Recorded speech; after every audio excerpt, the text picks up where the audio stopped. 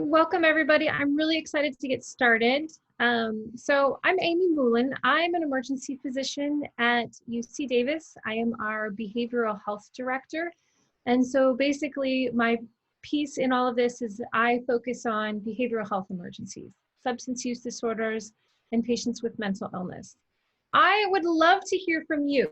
So I'm really hoping that you feel free to interrupt me in the middle with questions. Please raise your hand, unmute yourself. We're happy to engage in, I'm hoping this is a conversation rather than me just talking at you. So first question I have for everyone is, where are you coming from? I'd love to know how many of you work in acute care settings, in hospitals, outpatient providers, any administrators. Where are you coming from? So please go ahead and type that into the chat box so that we can all see kind of who's on the call and what our broad range of expertise is. Because I really think the key to all of this and everything we're facing is that we really have to come together and really kind of coordinate a broad range of folks. So Santa Barbara Cottage Hospital, wonderful, great to see you. I'm glad you're on here. Venice Clear Lake, we love it, fantastic. Can you hear me? Oh, I can hear you. Race, thank you for joining us. Sure. Great to have you. Thank you. Same to you. Race is, Good to see you. from Fresno, public health officer. Congratulations. Thank you. Toxicologist, emergency physician extraordinaire. So please jump in a moment. I'm going to continue on. So this is my emergency department. And a lot of what we think about emergency departments and hospitals are providing acute care only. We are only there to resuscitate the most critically ill. But I really think we need to broaden and change our definition of what an emergency department is and what the services that an emergency department provides. And the big takeaway that I hope we walk away from all of this is that substance use disorders are an emergency. And every patient with a substance use disorder is facing a critical health crisis. And every day that that person continues on with their use disorder and it is untreated, that person's mortality increases. And so really we got to change the way we think about it. Instead of having a patient with a heart attack or cancer, every day that that person has an undiagnosed cancer, that's an emergency. This is the same as a use disorder. So really broadening the way that we think about our traditional healthcare setting. We know that substance use disorders are fatal. We know that they're treatable, and that treatment prevents mortality. I also want to bring up another thought. And we talk about hospital-acquired conditions, and we think about those in terms of, infectious disease complications. But I want to pose a question to you about how we think about overdose as a hospital-acquired condition. Has anyone ever thought about it this way before? I see some shaking heads. So this is a study that was done, this was done in England looking at overdoses post-discharge. And what you see is a spike in those 30 days post-discharge of overdoses. And if you actually think about it, we take patients into the hospital, frequently don't treat their use disorders, and then on discharge, sometimes that patient is either on different medications, their tolerance has decreased, they're unable to complete their treatment engagement pathway, and so what we do see is a spike in overdoses in that post-discharge period. So not only are we not helping patients, but a lot of times we are increasing their risk from overdose on discharge. And so we really need to own that as acute care providers about how we take care of patients when we encounter them in our hospitals, in our emergency departments. I was really surprised by this because it kind of changes the way that I think about the services I provide. I'm curious how anyone else sees this. Feel free to unmute yourself or type into the chat box. Does this surprise anyone else, or does this feel like what you would normally see? After your explanation, it makes a lot of sense. So it's just a question of what do you discharge the patient with? Fantastic. Yes, exactly. But I think it's just not something the way we traditionally think about it. And so I also want to say not that we have this huge opportunity, and I wanted to talk about the emergency department and drug-related ED visits as really an opportunity. And anytime we discharge someone and don't engage them in care, that is a lost opportunity. And particularly as we look at our communities and we look at how we're less able to engage folks with our stay-at-home orders, and how people have really kind of gone into themselves, and we have less ability with transportation, we have less ability to do real-time in-person outreach. Any moment that we have contact with someone, we really have to take advantage of every single one of those interactions, because they become even more important.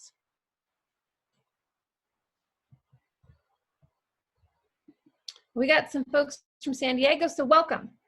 And then layered onto that context of how we really need to take advantage of every single one of those moments is to think about also that increase in mortality. So this study, I think, really also changed the way that I think about my role in this, is looking at mortality for individuals after an overdose. So our traditional way that we look at individuals with an overdose is we reverse the life threat. We think that when we've reversed that person, we've saved a life, we have done our job. But if you look at that population and look at their mortality going forward, we know that they have about a 5 to 6% one-year mortality, with 20% of those deaths in the first 30 days. And really what you can see here on this slide is that spike at 2 days. So 4% of that mortality happened in that first 2 days. And if we start to think like, hey, this person has a high one-year mortality, a high 30-day mortality, and a high 2-day mortality, we really think this is an emergency, and this is a life that I have to save, not only in the acute moment, but really getting that person to treatment to lower that long-term mortality. And so what we're doing is taking advantage of that teachable moment. We have that moment, we have that person in the emergency department. This may be our only opportunity to have a face-to-face interaction and to bring that person into treatment. And if we don't take advantage of that opportunity, they may not get another chance. And so what we're doing here is using the SBIRT, the screening, brief intervention, and referral to treatment. We've seen that actually an ED-based screening, brief intervention, and referral to treatment has actually been more cost-effective than doing it in the outpatient setting, which I also thought was really interesting. And I'm curious, for those of you on there, is anyone can think of why that might be? Anyone in the chat box? I got some other comments here that certain diagnoses are drug-related. And yes, and I think this also matters in that a lot of times we will see individuals with a diagnosis that is not obviously related to a substance use disorder, someone coming in with cellulitis or anything like that, and that can also be someone that needs screening that would be high risk. And I have another question out there, and that in terms of, what is our role in this in terms of folks who may be coming in with other complaints?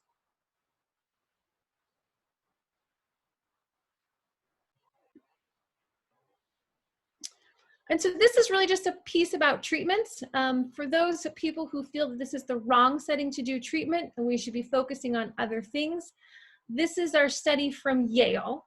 And what they did was they randomized people, so a gold standard study where people were started on buprenorphine and given that warm handoff and transitioned into treatment, versus what we would usually do, actually more than what we would usually do, which is to just refer that person to treatment. And what they saw was 78% of the people who were started in the emergency department, given that warm handoff, were still in treatment at 1 month.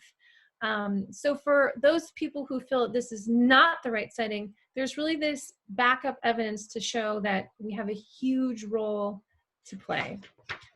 And so what I wanted to do and talk about maybe in more detail in a few minutes is this concept of that treatment really needs to start whenever we see the patient, particularly in our new environment where there are less face-to-face interactions, where less in-person outreach is happening. Every moment that we have the ability to connect with someone, we cannot lose those opportunities. And we really need to, treatment needs to be available and people need to be engaged every moment that we have the ability to contact them. And I want to pause here because I really want to hear from some of your questions. So what do we say to folks that feel like we should do nothing other than treat COVID? Any of you have thoughts on this? I have my own thoughts, but I'm going to pause and just try and see if anyone has any questions here. I have a great comment here that people are in crisis when they come to the emergency department, and it's an opportunity to offer change. And I think this is a huge opportunity that we often miss in the emergency department if we don't take advantage of it.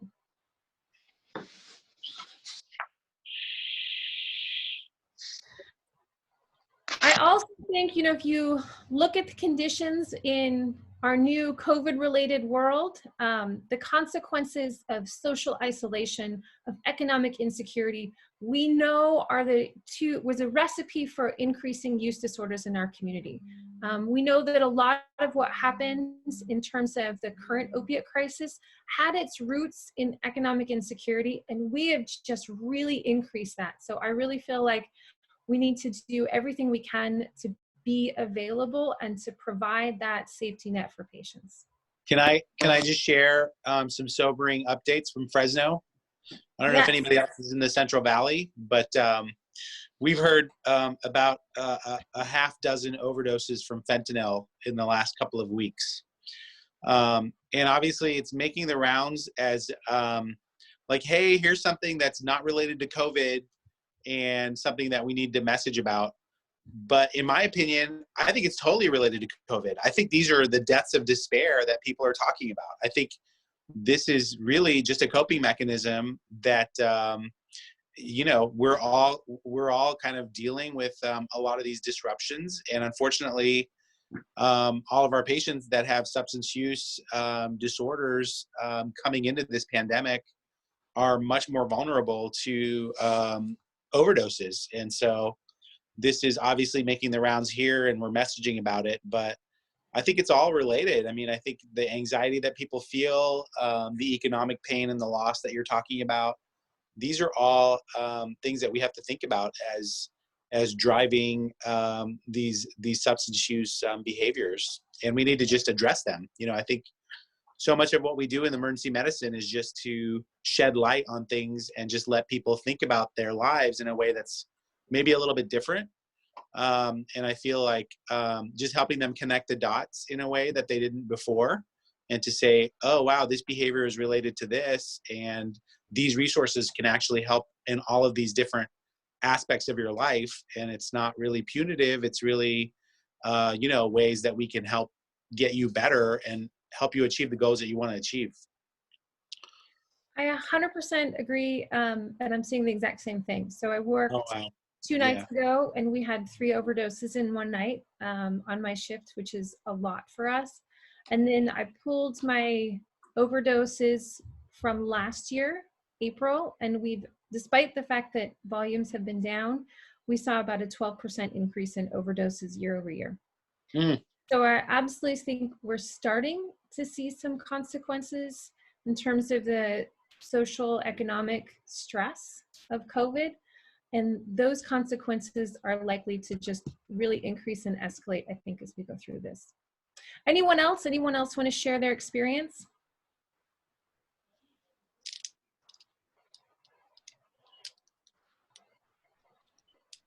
Other questions? Anyone out there? Folks from some of our other sites, San Gregorio.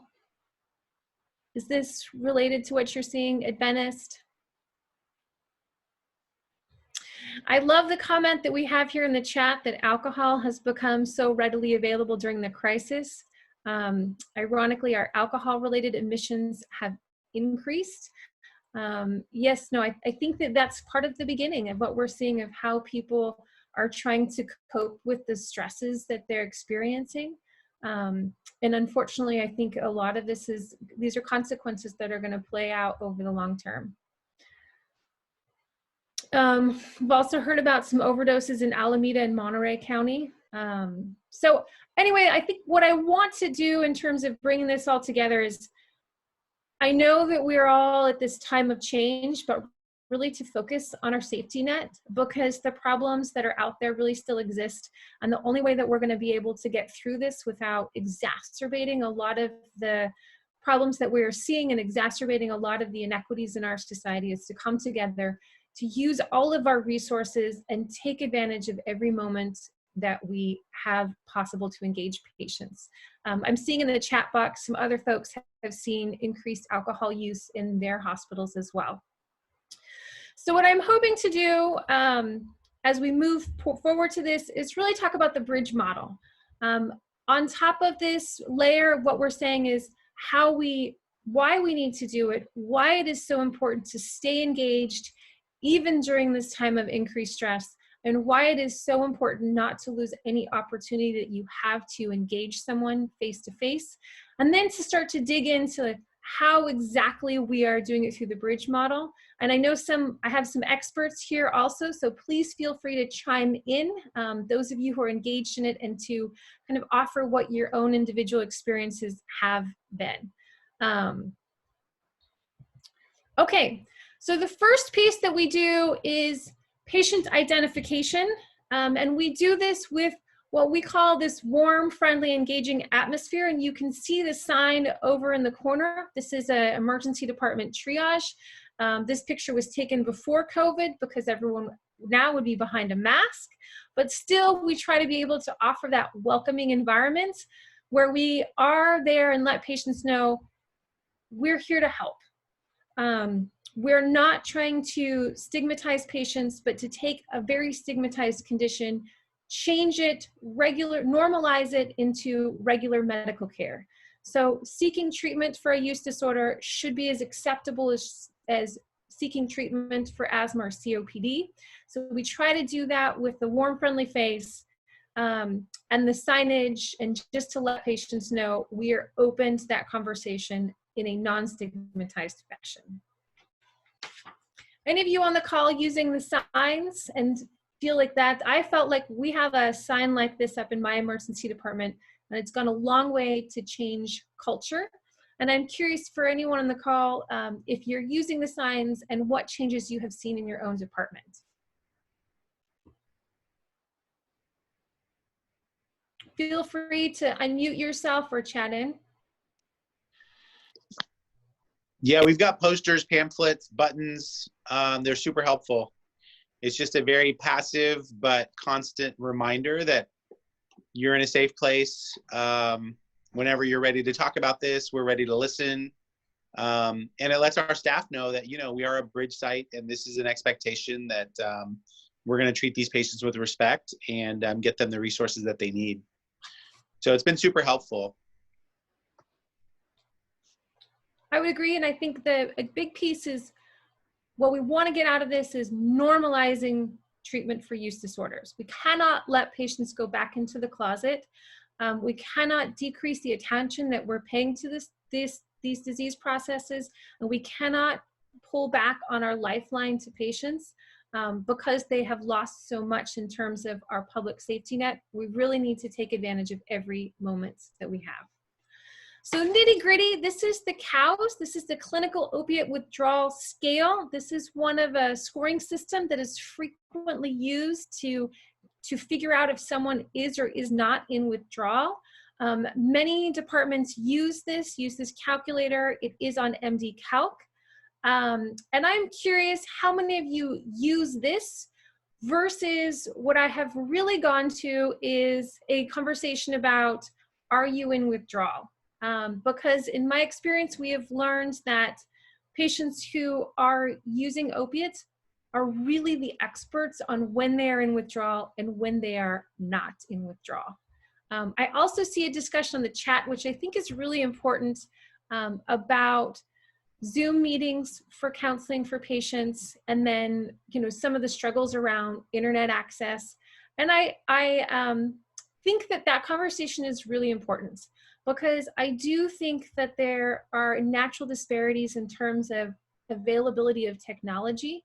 And I think that the folks who are less likely to be able to engage in technology, if that is the only thing that we're able to offer people, we're really going to lose folks. And so I think this plays into the role of everyone in this crisis to engage people in care and to kind of think about the whole person, because there are people out there for whom the technology is a real barrier to access. And those challenges of access to care are going to be exacerbated by transportation, and internet access now becomes the key that you have to accessing healthcare, and that can really increase disparities. So these are really some great points on the chat box.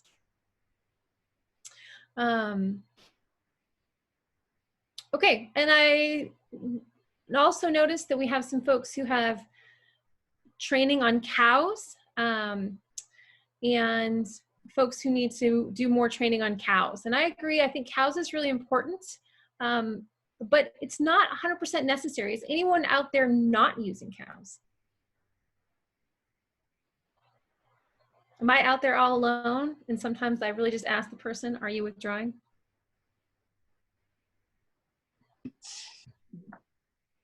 I'll jump in and say, yeah, I think it's a great tool. I'm kind of embarrassed that I didn't know about it sooner, because it's like so basic to opioid withdrawal, and it's been around for a long time. And I think it definitely helps newcomers and people that don't do this all the time to have that extra numerical objective criteria to know when someone is in severe withdrawal. And then I think it really does help keep people safe whenever they're starting MAT. Having said that, I think you and I, Amy, are pretty good at guesstimating cow scores, just like we're pretty good at guesstimating GCS. And so after a while, it just becomes second nature, and you just kind of know.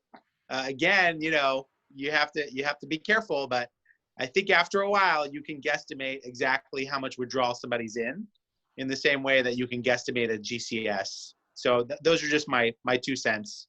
I think it's good for non-experts, but I'm glad it's out there because I feel like it does keep us all safer. Some other folks out there are talking about cows. I think this should be a safe space for those of us who don't always use it. It does not have to be a barrier to accessing treatment. Someone else says the addiction docs are fixated on cows. I agree with you. Some people become very fixated on cows, and a lot of times we're a little more flexible. I think the other benefit that I've seen in the emergency department is we're more able to deal with complications. So if someone did have worsening withdrawal symptoms, it's really easy to treat in the emergency department. So having that backup allows us to be more flexible and to work with patients. But I really just kind of wanted to bring this conversation and really to think about that low threshold harm reduction concept of meeting patients where they are and really trying to decrease any barrier they have to treatment. And with that, I'm going to show you and talk a little bit about our bridge protocol. Some of you have this memorized and know this on the back of your hand. Some of you maybe don't. This is available on our Bridge to Treatment website. Really why I want to focus on this a little bit is to talk about the barriers and the barriers that a lot of times we put between our patients and treatment. And our bridge protocol has really done a lot to remove any unnecessary barrier between the patient and starting medication treatment, because any of those barriers really increase the likelihood that we will lose that patient. And as we've said before, we need to do everything possible so that we do not lose when we have the possibility of interacting with them. And so what specifically. And if you have someone with withdrawal, we start buprenorphine. In between those two steps, there is not a long interview. There is not screening for insurance. There are no labs. Really, it's a person presents with withdrawal and we start medications. All of the other pieces we feel like can happen on the back end after that person has had stabilizing treatment for their withdrawal. So when that person comes to us and they're in active withdrawal, the first thing I need to do is stabilize them. After I've stabilized their withdrawal is when we start to think about connection to treatment and more diagnostic interviews. But what we do is we treat their withdrawal and we stabilize our patients. Second thing we do, make sure that what we're dealing with withdrawal, that second step is really just a safety set. For those of you in my emergency department colleagues, that moment is just to take a step back and say, were those symptoms that I thought were withdrawal really appendicitis, or were they something else? Did the buprenorphine fix it? If the buprenorphine fixed their symptoms, I feel good that that person was in withdrawal, and I'll go ahead and usually give them a second dose. And at that moment, we start to think about, okay, how can we engage this person in long-term treatment? But the first thing that happens is the stabilizing treatment. And for those of you who are working with addiction medicine providers, I'm curious what your thoughts are on this, because it is a little bit different from what we often see out there. And I'm also curious for my folks who have been doing it this way, what you've seen in terms of successes and failures of this mindset and this treatment protocol. So I'm going to pause here again for questions, comments, concerns. Everyone think that this is absolutely nuts and really we're doing it completely wrong. Because we've heard that for sure. Anyone from the outpatient treatment world that this seems radical to?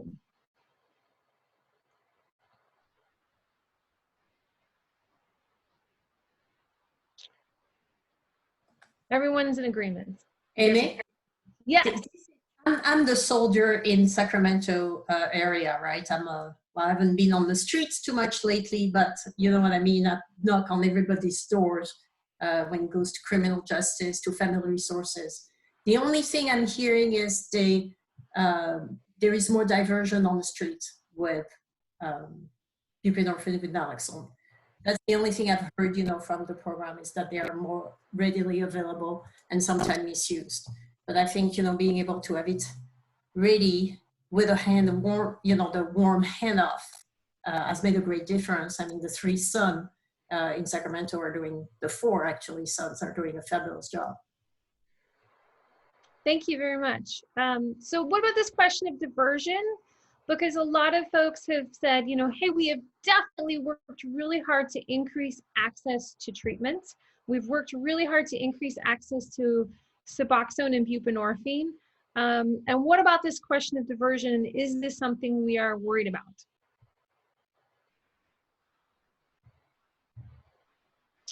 And so really the thing that I think about when I look at diversion is the studies on diversion really show that Suboxone, when it is diverted, when people are purchasing Suboxone, it is used for its intended purpose. So someone who is trying to stop using, someone who is really trying to stop, someone who wants to make it to a job interview, but Suboxone is really used frequently outside of a treatment program by someone who wants to get access into treatment.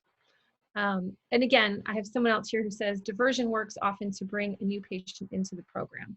And I will agree with you, a lot of the patients that I do see and that I started on buprenorphine have experience with it. They've used a friend's, and that is often their first experience with buprenorphine, and that is a way that we can get them into treatment. And then there's some questions here about addiction folks not supporting 8 milligrams as a start dose. And that there's definitely protocols out there of folks starting with 2 milligrams. And the tradition is to start really slow. And so this is a point that our protocol is much faster, much higher doses. And the only thing I will say to you is we have started well over 1,000 people on this protocol. so far and really haven't seen the problems. So me personally, I think that often we have been too cautious in terms of starting people. But I also recognize there are a difference in settings. Like I said, in the emergency department, if someone did go into withdrawal, it's really easy to treat if they're already in the emergency department, and that might be more of a problem for someone in a clinic. I also think the level of engagement of a person who comes to clinic, who's already kind of committed to starting, might be different than the person that is in the emergency department that I have really just been able to engage in that moment. I need to make that person well quickly. I really need to stabilize their symptoms rapidly so that that person then sees, hey, I can do this. So I want that person who's coming to me that I have barely convinced to start treatment, I want them to feel better as quickly as possible so that they will feel safe continuing into treatment, which is the other theory behind why we've gone with higher doses. And we just really haven't seen people going into precipitated withdrawal right and left. And now we're at over 1,000 people. Even in the hospital setting under your care, if they go through precipitated withdrawal, you'll be able to address it. So that's, I think, a very ideal situation if somebody is willing to go through it. I think it's wonderful. Yes, and really, we just haven't seen much precipitated withdrawal. Anyone else? I've got to jump off, but I just want to say this is a fantastic algorithm. I've used it dozens of times myself. In Fresno, we have hundreds of patients that we've given buprenorphine to, and it really does work. It's actually one of the most fulfilling and rewarding things that I've ever done as a physician is on this slide, is basically just starting people with medications and then totally getting them out of withdrawal and just restarting their journey of recovery. So I know this looks like a very dry slide, but this totally changes lives. And I just want to say thank you, Aimee, for everything, and thank you to the Bridge team. I've got to jump off, but I really appreciate you doing this, and please keep doing all this amazing work. Take care, and thank you so much for joining us. Thanks. Bye. Okay, so this is our son.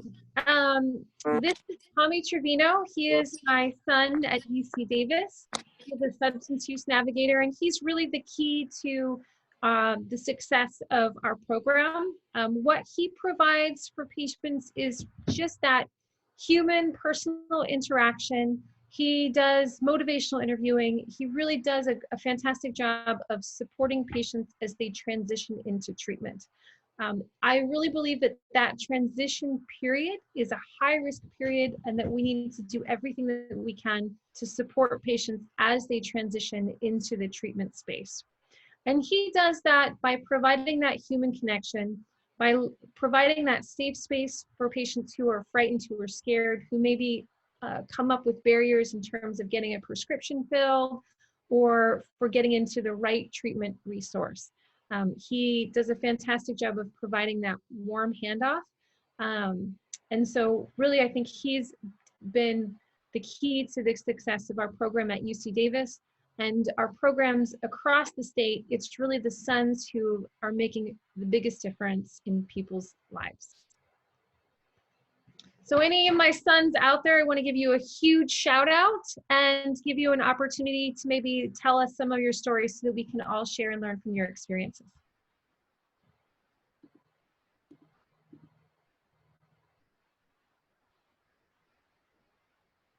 Any of the sons on the call want to share? Because I know that you're doing amazing work and that you're just saving lives right and left. Hi, everyone. Hi, everyone. Can you hear me? Yes. Hi, this is Tina Allen. I'm at the Venice South Clear Lake Hospital. I'm new. I'm a new son. I started on March 13th, and shortly thereafter, we went right into the COVID, and the community changed with the shelter in place. So it's been kind of a challenge to incorporate my position. However, slowly but surely, it seems to be making some impact, and I feel hopeful about that. Thank you so much for joining us, because I think that, yes, thank you so much for sticking with us, because I know these are challenging times, and it is harder, particularly when we went through kind of a shock to our system. And so we're in this process of rebuilding those relationships. But I think it is critical that people have that lifeline. And so I want to encourage you to keep going, because you are going to be a lifeline for so many patients as they're trying to make that transition. I feel very fortunate because last Friday, I feel like I'm really making an impact or contact with our ICU, and thank goodness for our social workers, because the referral process is working well.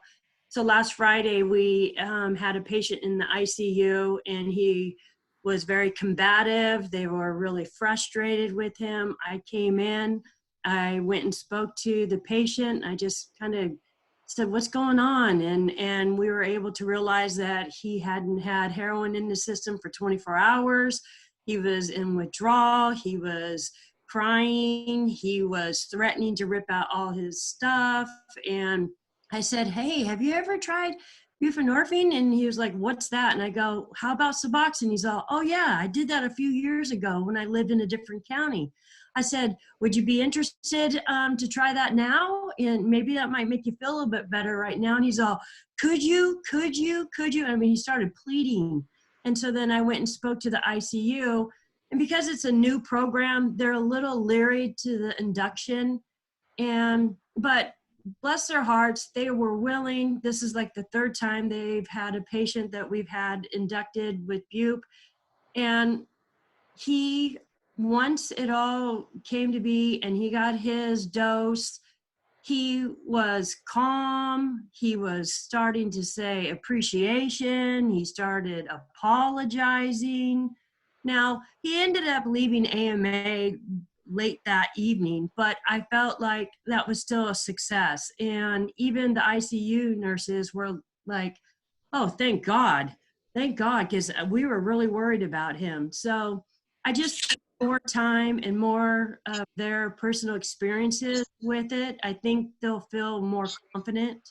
So Thank you. And I want to thank you so much for sharing, Tina, because I think, you think about that life you were saving by getting that person to treatment, but also that's someone who was maybe going to leave the hospital, and that's someone who needed life-saving care in the hospital. And by treating their withdrawal symptoms and by treating them like a human being, that person is maybe going to be able to engage in their full hospital care.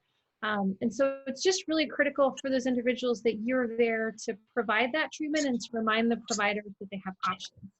And we have a couple other oh, go ahead. Sorry. Thank you. And the last thing I want to say is that I had set him up a follow-up appointment for yesterday. So I'm not sure if he followed through. I'm still waiting to get feedback if he attended his appointment, but at least I was able to know that he left with an appointment as well. Thank you. We have other son Rebecca on the phone. If you want to share us a story. Yeah, I think Tina, I think that's amazing, especially starting out, at first, everything is really new to your site. And so being that kind of glue to in between the algorithm and your patients and your providers, and then following up on that patient, letting them know like, hey, like, think of me as your battering ram behind you. Like, I am going to help you through this transition.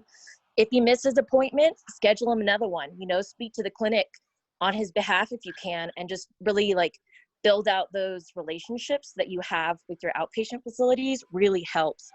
And then any kind of story you can come back to with the providers, like, hey, like he missed the first appointment or he made it. And, he came back, and I mean, I think the research on buprenorphine too is that any positive response that patient has to buprenorphine increases their likelihood to return to that. If they're not ready just at that point, they'll have that remembrance of that positive experience. Like, hey, I remember Tina in the hospital and she helped me. She had access to this medication.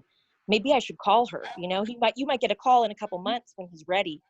And then have him tell other people who he uses with, about that option, that there's that option and it's new and it's in the emergency department. And hey, it's actually like pretty low barrier access to to medication-assisted treatment, I think is a great thing. And as you move forward, it'll increase. It'll increase in your volume. You'll see it within the community flourish, and it can be a really great positive thing. I agree with that. One of the things that I have been really practicing when I give them my contact number, I let them know that there's not a time frame, that if you need help in 3 days, 2 months, a year from now, that it would be helpful for you to keep this in your phone. And back to the patient that left AMA over the weekend, he actually had his girlfriend call me over the weekend and asked how can he get a dose for the weekend. And I really tried to facilitate that, but I think his girlfriend was a little bit paranoid, so they didn't respond back to me until like Sunday saying, who is this? Although they called me. And I just reiterated who I was, and that if he needed help to please give me a call and I'll see what I can do until he has his appointment. And then I also sent a text just to remind them that he had an appointment yesterday. So although they haven't responded, I wanted to make sure that they knew I was there. So I love these stories, and I thank you so much for your work. And I really want to reiterate, the key to this is being that lifeline for patients so that they know that there is someone who is caring, who can provide them access to treatments. But the other thing that I think also from I hear from these stories and from our folks over and over again is that period when you are transitioning into treatment is such a high risk period. And there's so much of the world that conspires to keep people out of treatment, that they usually have enough going on in their life that is a barrier for them to overcome, that we cannot place any more barriers in front of patients. And I agree, just to let everyone know, we have sometimes people who are not ready, but just to say to them, when you are, or if you ever want to start, we are here and we are open 24/7, 365. So if that moment happens at 3 a.m. on Sunday, my doors are open and you can come in at any moment and we can start treatments at that moment. And so being that lifeline for patients whenever that moment occurs and letting them know that, hey, we are here and our doors are always open and you can come back to resume care at any moment, I think is critical. And that is the piece that our sons provide. And so I just thank you so much. I'm eternally grateful for all the lives that you guys are saving, being that lifeline to people. So thank you. And this is the other piece, is sort of building our community resources and to linking patients into the treatment that they have out there, and so just knowing the community that you work in, and knowing all those details about when places are open, what pharmacies you can get your prescription filled, and what is the best place in the local resources out there to get patients into treatment. So the Sons also are kind of the local experts in terms of the treatment options in that community, and have done such amazing work in terms of overcoming barriers and being so creative in terms of how they can get folks into treatment and to navigate what is sometimes a very complicated system. So it's being that human connection, that lifeline, but also that repository of knowledge of everything out there, all the opportunities, but also the pitfalls in how to navigate them. So it's really an incredible resource and key to helping patients through that transition into treatment. So again, thank you very much. I want to spend a few moments answering questions. And this is really the common question isn't this whole system illegal?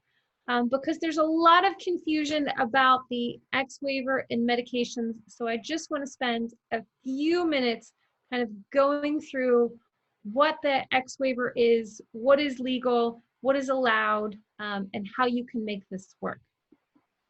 So, DEA regulations.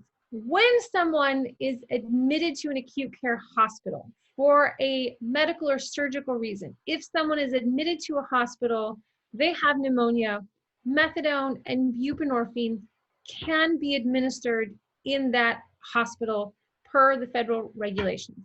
It does not have to be less than 72 hours. It can be for the duration of the stay, that anyone admitted to a hospital can be administered methadone and buprenorphine for the treatment of opiate use disorder currently, even if the provider writing for it in the hospital setting does not have an X waiver.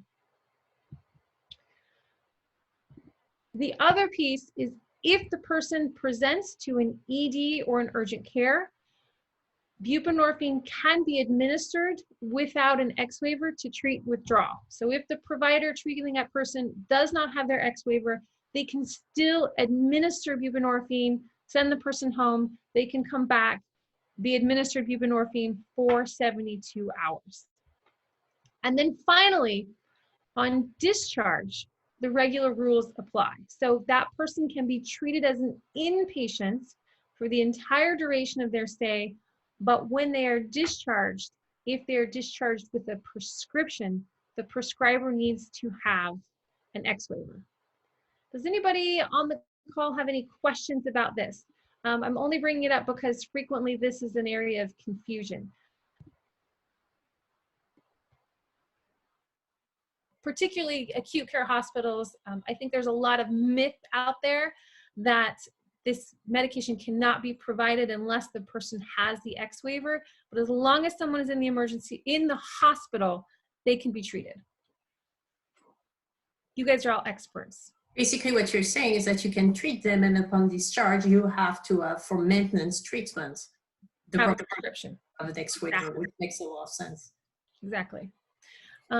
Alexis will absolutely send you these slides, and if you need any further clarification, we do have, we can refer you to specific documents from the DEA and from California that really clarify this point, because I think it is an important point, and there's a lot of mythology out there in a lot of our hospitals, and I don't want this to be a barrier. So please reach out to us if you are having this problem, and we can help work through some of these details.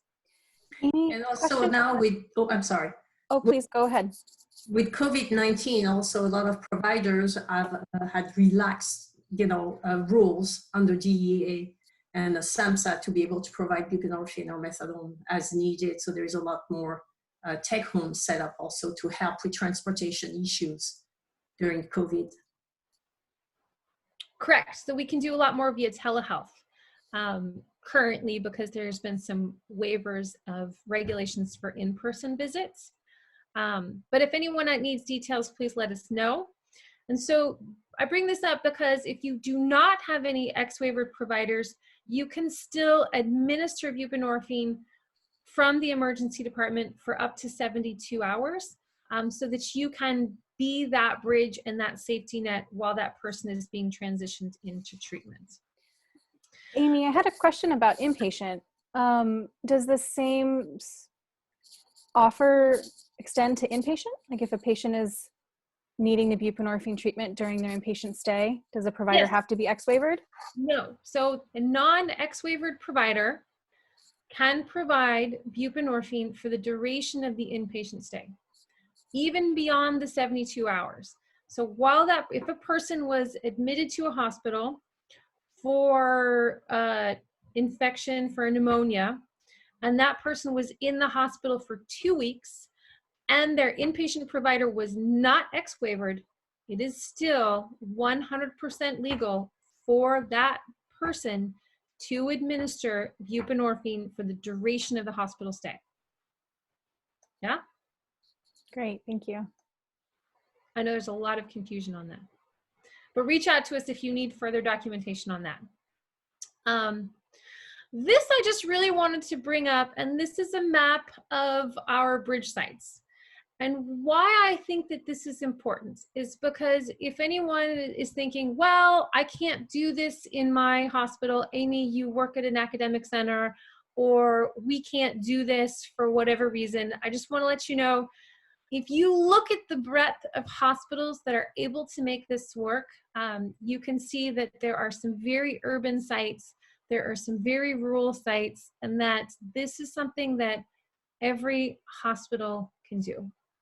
Every emergency department can and should and needs to be an access point for patients with use disorders, and to really circle back to what we're trying to accomplish and how critical it is at this moment when people have less access to care, that you take advantage of every moment that you have someone in front of you to reach out to them and to offer treatment.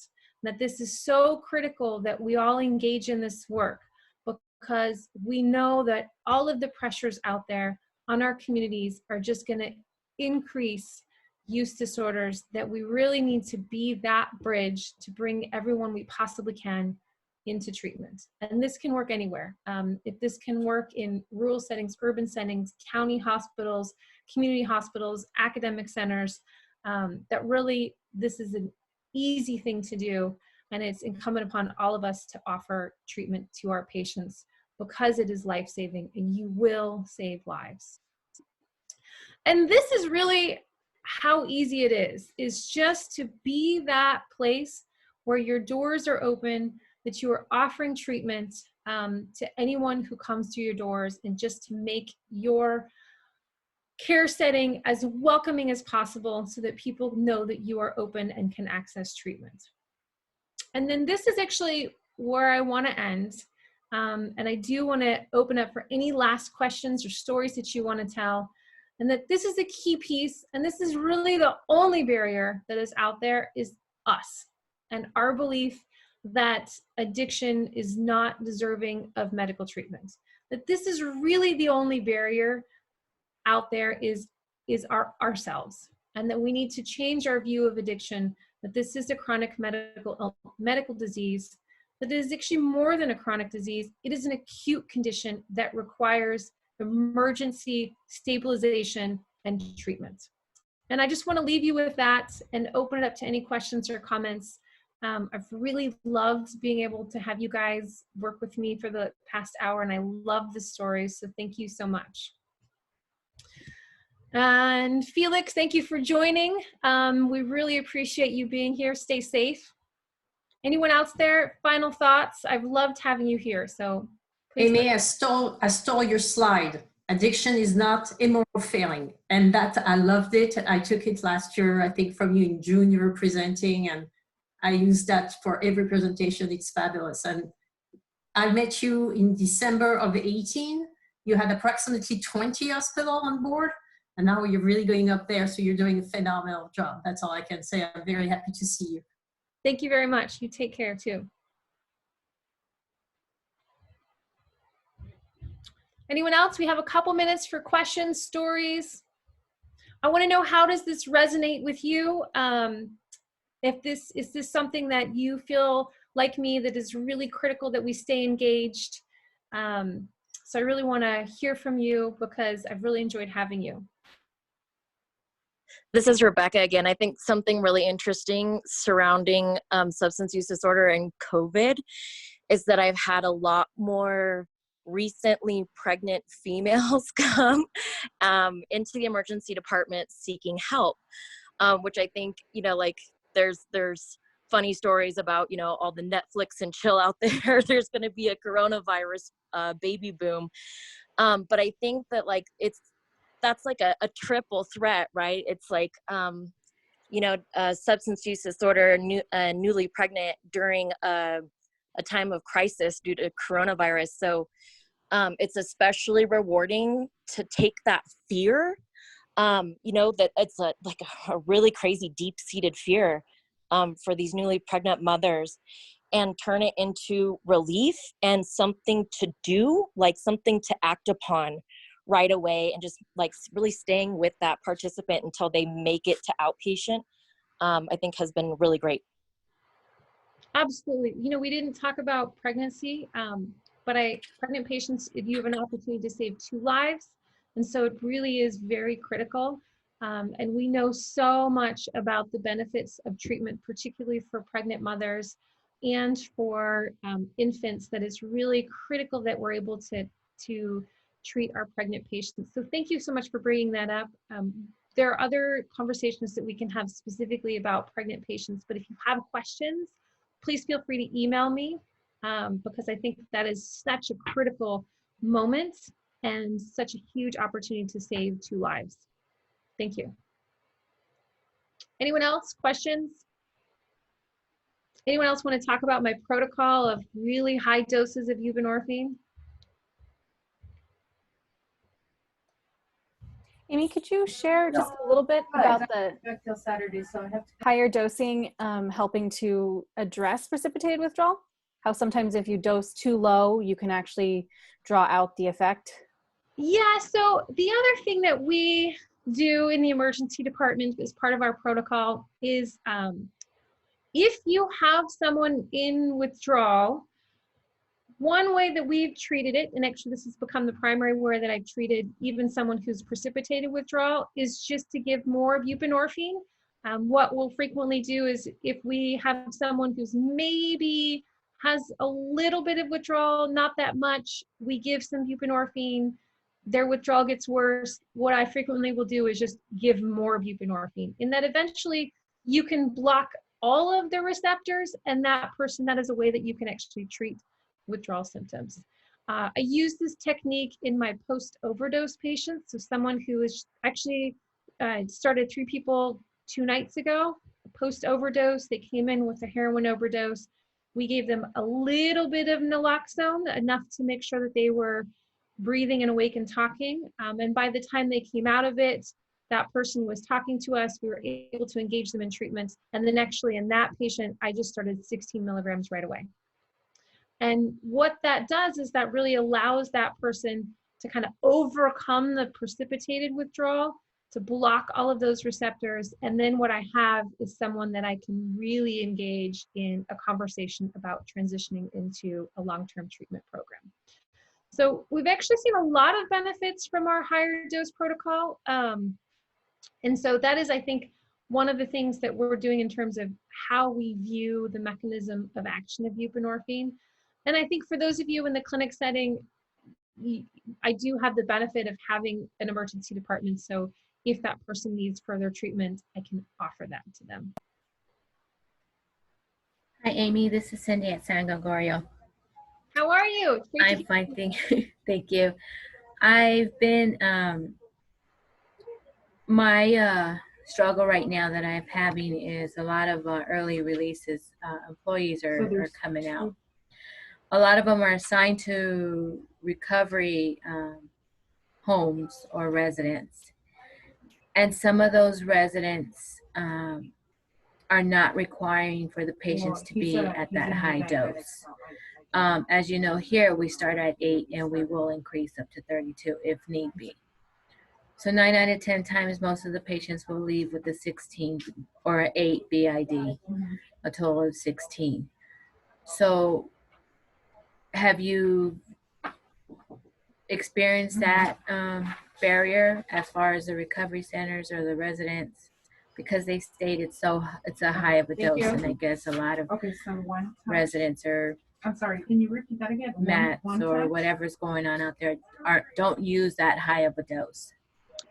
Yeah, I think that this also plays into what we have on the slide, and that addiction is not a moral failing. And I think there's a lot of centers out there that believe that buprenorphine and treatment is really treating one illness with another drug.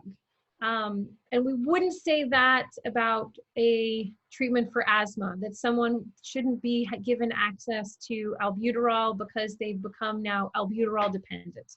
And so I think a lot of this plays into the stigma around treatment for addiction. And that if someone really needs whatever the dose of medication to keep them into treatment, that is the dose that they should have. And so I think a lot of it is doing the work, Cindy, that I know you've been struggling with and that you've been so amazing with in terms of breaking down that stigma. But I think 100% we still see places out there that don't think people should be on medications. And that is a part of it, whether it be they don't like the dose, it shouldn't be every day, they should only be on for 1 week or 2 weeks and then tapered off. It is all part of the stigma around treatment.